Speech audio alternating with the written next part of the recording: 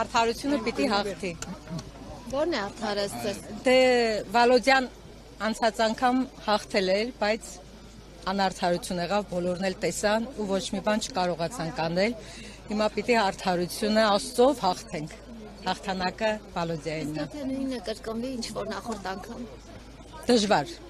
Ժողովուրդը արդեն հասկացել է ու պիտի պայքարի։ Ինչ է հասկացել ժողովուրդը։ Որ խաբեությունը առաջնորդում է։ Ինչու է այդպես։ Չգիտեմ, ժողովուրդը թմրածության մեջ է, պատերազմից հետո մի տեսակ, չգիտեմ, այլ ձևանայում։ Իսկ հիմա պատկեր է փոխվել։ Հիմա փոխվել է, այո, բոլորը մտահոգ են, որ իրանց երեխեքի համար պիտի պայքարեն։ Բայց իշխանությունը վստահ է, որ եւ Գյումրիում եւ Փարաքարում լուրջ ձայներ է հավաքելու։ Կապրենք, կտեսնենք։